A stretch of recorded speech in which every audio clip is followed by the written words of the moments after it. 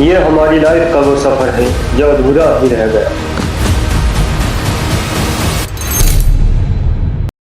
और इसकी शुरुआत हमारे एक अकेले साइंटिस्ट साइरिल एंथियनी दोस्त की वजह से हुई, जिसका काम सिर्फ खोज करना था, लेकिन उस दिन से पहले तक कभी कुछ हासिल नहीं हुआ।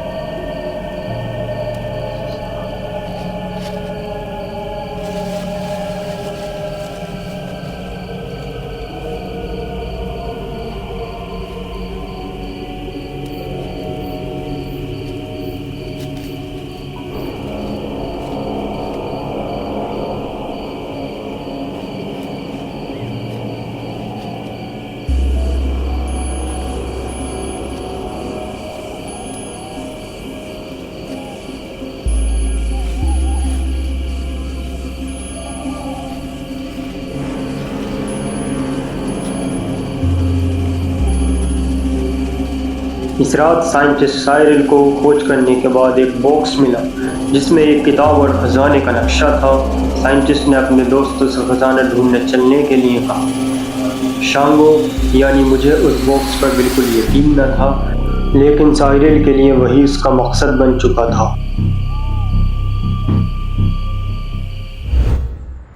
और आखिरकार मेरे अलावा सब खजाने की तलाश में निकल पड़े।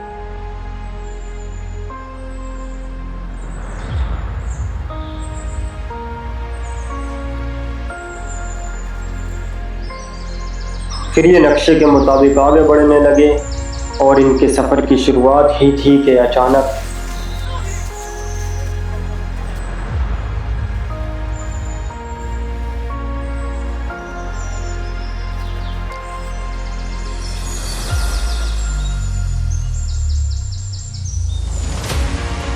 ये इनके लिए सिर्फ एक वार्निंग थी। अभी इन्हें बहुत बड़ी बड़ी मुश्किलों का सामना करना था।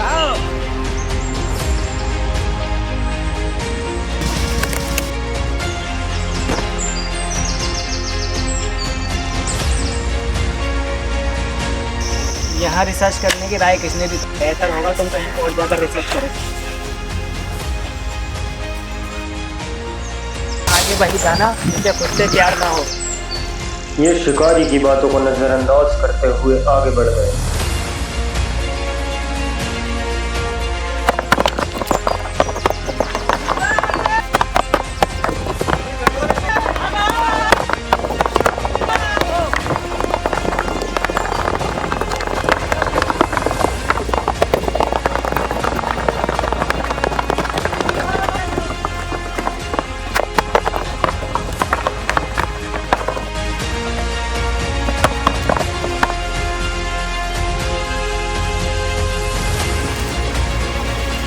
ये मुसीबत तो कुछ भी नहीं, आगे इनके साथ जो होने वाला था वो इन्होंने कभी सोचा भी न था। मैं बहुत बेचैन था, मुझे इन सब की बहुत फिक्र हो रही थी, इसलिए मैंने इनके पास जाने का फैसला किया। मेरे वहाँ पहुँचने से पहले ही ल्यूक को यह एहसास हो गया था कि कोई है जो छुपकर इनका पीछा कर रहा है।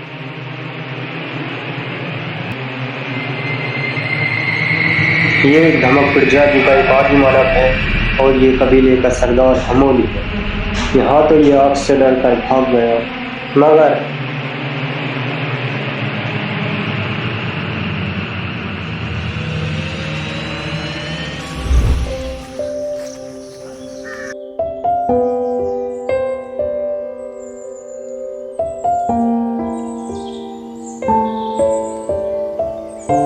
मेरे आने के बाद ही फिर जो हुआ उसने सबकी हिम्मत को चूर चूर कर दिया।